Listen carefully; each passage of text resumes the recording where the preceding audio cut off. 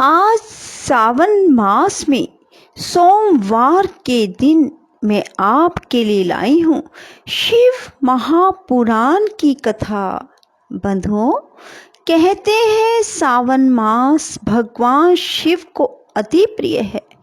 भगवान शिव से यदि कोई भी इच्छा पूरी करवानी चाहते हैं तो सावन मास में भगवान शिव के स्तोत्र सुनिए, श्री शिव महापुराण की कथा सुनिए और सावन मास महात्म सुनिए।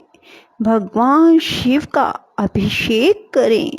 बंधुओं, यदि आप ऐसा करते हैं तो आपकी हर इच्छा सावन मास में जरूर पूरी हो जाएंगी।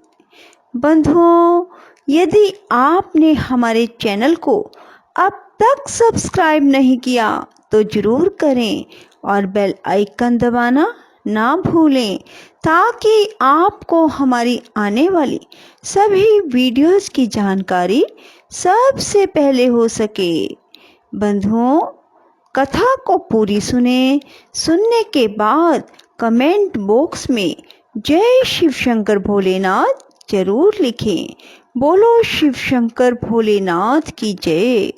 प्रयाग में समस्त महात्मा मुनियों द्वारा किए गए यज्ञ में दक्ष का भगवान शिव को तिरस्कार पूर्वक शाप देना तथा नंदी द्वारा ब्राह्मण कुल को शाप प्रदान, भगवान शिव का नंदी को शांत करना। ब्रह्मा जी कहते हैं, नारद पूर्व काल में समस्त महात्मा मुनि प्रयाग में एकत्र हुए थे। वहां सम्मिलित हुए उन सब महात्माओं का विधि विधान से एक बहुत बड़ा यज्ञ हुआ। उस यज्ञ में सनकादिक सिद्धगण, देव ऋषि, प्रजापति, देवता तथा ब्रह्म का साक्षात्कार करने वाले ज्ञानी भी पधारे थे। मैं भी मूर्तिमान महातेजस्वी निगमों और आगमों से युक्त हो सपरिवार वहां गया था। अनेक प्रकार के उत्सवों के साथ वहां उनका विचित्र समाज जुटा था। नाना शास्त्रों के संबंध में ज्ञानचर्या एवं वाद विवाद हो रहे थे। मुने उसी अवसर पर सती तथा पार्षदों के साथ त्रिलोक हितकारी सृष्टिकर्ता एवं सबके स्वामी भगवान रुद्र भी वहां आ पहुंचे। भगवान शिव को आया देख संपूर्ण देवताओं, सिद्धों तथा मुनियों ने और मैंने भी भक्ति भाव से उन्हें प्रणाम किया और उनकी स्तुति की। फिर शिवजी की आज्ञा पाकर सब लोग प्रसन्नता पूर्वक यथास्थान बैठ गए। भगवान का दर्शन पाकर सब लोग संतुष्ट थे और अपने सौभाग्य की सराहना करते थे। इसी बीच में प्रजापतियों के भी पति प्रभु दक्ष, जो बड़े तेजस्वी थे, अकस्मात घूमते हुए प्रसन्नता पूर्वक वहां आए। वे मुझे प्रणाम करके मेरी आज्ञा ले वहां बैठे। दक्ष उन दिनों समस्त ब्रह्मांड के अधिपति बनाए गए थे, अतएव सबके द्वारा सम्माननीय थे। परंतु अपने इस गौरव पूर्ण पद को देखकर उनके मन में बड़ा अहंकार आ गया था, क्योंकि वे तत्व ज्ञान से शून्य थे। उस समय समस्त देव ऋषियों ने नतमस्तक हो स्तुति और प्रणाम के द्वारा दोनों हाथ जोड़कर उत्तम तेजस्वी यक्ष दक्ष का आदर सत्कार किया। परंतु जो नाना प्रकार के लीला विहार करने वाले सबके स्वामी और उत्कृष्ट लीलाकारी स्वतंत्र परमेश्वर हैं, उन परमेश्वर ने उस समय दक्ष को मस्तक नहीं झुकाया। वे अपने आसन पर बैठे ही रह गए, खड़े होकर दक्ष का स्वागत नहीं किया। महादेव जी को वहां मस्तक झुकाते ना देख मेरे पुत्र प्रजापति दक्ष मन ही मन अप्रसन्न हो गए। उन्हें रुद्र पर सहसा क्रोध आ गया। वे ज्ञान शून्य तथा महान अहंकारी होने के कारण महाप्रभु रुद्र को क्रूर दृष्टि से देखकर सबको सुनाते हुए उच्च स्वर से कहने लगे। दक्ष ने कहा, ये सब देवता, असुर, श्रेष्ठ ब्राह्मण तथा ऋषि मुझे विशेष रूप से मस्तक झुकाते हैं, परंतु वह जो प्रेतों और पिशाचों से घिरा हुआ महामनस्वी बनकर बैठा है, वह दुष्ट मनुष्य के समान क्यों मुझे प्रणाम नहीं करता? शमशान में निवास करने वाला वह निर्लज जो मुझे इस समय प्रणाम नहीं करता, इसका क्या कारण है? इसके वेदोक्त कर्म लुप्त हो गए हैं। यह भूतों और पिशाचों से सेवित हो मत वाला बना फिरता है और शास्त्रीय विधि की अवहेलना करके नीति मार्ग को सदा कलंकित किया करता है। इसके साथ रहने वाले या इसका अनुसरण करने वाले लोग पाखंडी, दुष्ट, पापाचारी तथा ब्राह्मण को देखकर उदंडता पूर्वक उसकी निंदा करने वाले होते हैं। यह स्वयं ही स्त्री में आसक्त रहने वाला तथा रति कर्म में ही दक्ष है। अतः मैं इसे शाप देने को उद्यत हुआ हूँ। यह रुद्र चारों वर्णों से पृथक और कुरूप है। इसे यज्ञ से बहिष्कृत कर दिया जाए। यह शमशान में निवास करने वाला तथा उत्तम कुल और जन्म से हीन है, इसलिए देवताओं के साथ यह यज्ञ में भाग ना पाए।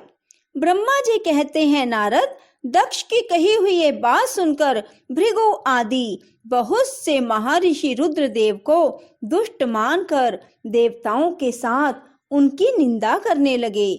दक्ष की बात सुनकर नंदी को बड़ा रोष हुआ। उनके नेत्र चंचल हो उठे और वे दक्ष को शाप देने के विचार से तुरंत इस प्रकार बोले। नंदीश्वर ने कहा, अरे रे मूढ़, दुष्ट बुद्धि, शठ, दक्ष, तूने मेरे स्वामी महेश्वर को यज्ञ से बहिष्कृत क्यों कर दिया? जिनके स्मरण मात्र से यज्ञ सफल और तीर्थ पवित्र हो जाते हैं, उन्हीं इन महेश्वर रूप को तूने शाप कैसे दे दिया? नंदी के इस प्रकार फटकारने पर प्रजापति दक्ष रोष से आग बबूला हो गए और उन्हें शाप देते हुए बोले, अरे रुद्रगणों, तुम सब लोग वेद से बहिष्कृत हो जाओ, वैदिक मार्ग से भ्रष्ट तथा महर्षियों द्वारा परित्यक्त हो पाखंडवाद में लग जाओ और शिष्टाचार से दूर रहो। सिर पर जटा और शरीर में भस्म एवं हड्डियों के आभूषण धारण करके मद्यपान में आसक्त रहो। जब दक्ष शिव के पार्षदों को इस प्रकार शाप दे दिया, तब उस शाप को सुनकर शिव के प्रिय भक्त नंदी अत्यंत रोष के वशीभूत हो गए। शिलाद पुत्र नंदी भगवान शिव के प्रिय पार्षद और तेजस्वी हैं। वे गर्व से भरे हुए महादुष्ट दक्ष को तत्काल इस प्रकार उत्तर देने लगे। नंदीश्वर बोले, अरे शठ, दुर्बुद्धि दक्ष, तुझे शिव के तत्व का बिल्कुल ज्ञान नहीं है, अतः तूने शिव के पार्षदों को व्यर्थ ही शाप दिया है। अहंकारी दक्ष, जिनके चित्त में दुष्टता भरी है, उन भृगु आदि ने भी ब्राह्मणत्व के अभिमान में आकर महाप्रभु महेश्वर का उपहास किया है। अतः यहाँ जो भगवान रुद्र से विमुख तुझ दुष्ट ब्राह्मण विद्यमान हैं, उनको मैं रुद्र तेज के प्रभाव से ही शाप दे रहा हूँ।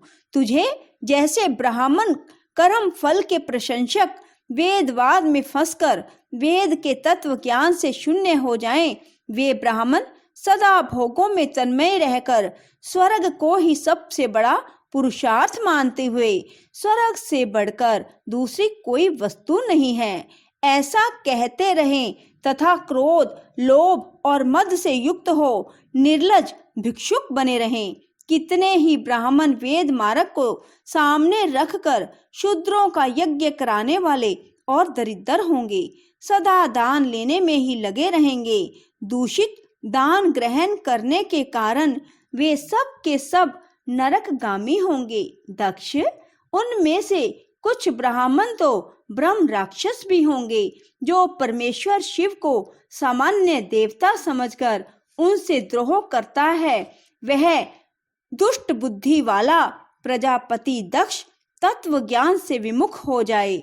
यह विषय सुख की इच्छा से कामना रूपी कपट से युक्त धर्म वाले गृहस्थ आश्रम में आसक्त रहकर कर्म कांड का तथा कर्म फल की प्रशंसा करने वाले सनातन वेदवाद का ही विस्तार करता रहे, इसका आनंददायी मुख नष्ट हो जाए, यह आत्मज्ञान को भूलकर पशु के समान हो जाए तथा यह दक्ष कर्म भ्रष्ट हो शीघ्र ही बकरे के मुख से युक्त हो जाए। इस प्रकार कुपित हुए नंदी ने जब ब्राह्मणों को और दक्ष ने महादेव जी को शाप दिया तब वहां महान हाहाकार मच गया। नारद, मैं वेदों का प्रतिपादक होने के कारण शिव तत्व को जानता हूँ, इसलिए दक्ष का वह शाप सुनकर मैंने बारंबार उसकी तथा भृगु आदि ब्राह्मणों की भी निंदा की। सदाशिव महादेव जी भी नंदी की वह बात सुनकर हंसते हुए से मधुर वाणी में बोले। वे नंदी को समझाने लगे। सदाशिव ने कहा, नंदिन, मेरी बात सुनो, तुम तो परम ज्ञानी हो, तुम्हें क्रोध नहीं करना चाहिए। तुमने भ्रम से यह समझकर कि मुझे शाप दिया गया, व्यर्थ ही ब्राह्मण कुल को शाप दे डाला। वास्तव में मुझे किसी का शाप छू नहीं सकता, अतः तुम्हें उत्तेजित नहीं होना चाहिए। वेद मंत्र अक्षरमय और सूकत में हैं, उनके प्रत्येक सूकत में समस्त देहधारियों के आत्मा प्रतिष्ठित हैं, अतः उन मंत्रों के ज्ञात नित्य आत्मवेता हैं, इसलिए तुम रोषवश उन्हें शाप ना दो। किसी की बुद्धि कितनी ही दूषित क्यों ना हो, वह कभी वेदों को शाप नहीं दे सकता। इस समय मुझे शाप नहीं मिला है, इस बात को तुम्हें ठीक ठीक समझना चाहिए। महामते, तुम सनकादिक सिद्धों को भी तत्व ज्ञान का उपदेश देने वाले हो, अतः शांत हो जाओ। मैं ही यज्ञ हूँ, मैं ही यज्ञ कर्म हूँ, यज्ञों के अंगभूत समस्त उपकरण भी मैं ही हूँ, यज्ञ की आत्मा भी मैं ही हूँ, यज्ञ प्रायण यजमान भी मैं हूँ और यज्ञ से बहिष्कृत भी मैं ही हूँ। यह कौन, तुम कौन और ये कौन, वास्तव में सब मैं ही हूँ। तुम अपनी बुद्धि से इस बात का विचार करो। तुमने ब्राह्मणों को व्यर्थ ही शाप दिया है। महामते, नंदिन, तुम तत्व ज्ञान के द्वारा प्रपंच रचना का बाद करके आत्मनिष्ठ ज्ञानी एवं क्रोध आदि से शून्य हो जाओ। ब्रह्मा जी कहते हैं, नारद, भगवान शंभु के इस प्रकार समझाने पर नंदिकेश्वर विवेक परायण हो क्रोध रहित एवं शांत हो गए। भगवान शिव भी अपने प्राण प्रिय पार्षद नंदी को शीघ्र ही तत्व का बोध कराकर प्रमथ गणों के साथ वहां से प्रसन्नता पूर्वक अपने स्थान को चल दिए। इधर रोषावेश से युक्त दक्ष भी ब्राह्मणों से घिरे हुए अपने स्थान को लौट गए, परंतु उनका चित्त शिवद्रोह में ही तत्पर था। उस समय रुद्र को शाप दिए जाने की घटना का स्मरण करके दक्ष सदा महान रोष से भरे रहते थे। उनकी बुद्धि पर मूर्छा छा गई थी। वे शिव के प्रति श्रद्धा को त्याग कर शिव पूजकों की निंदा करने लगे।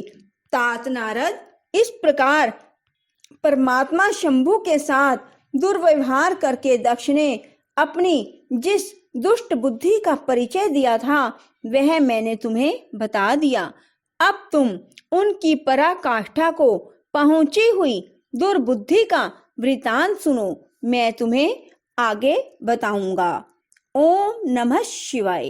राधे राधे। जय श्री कृष्णा।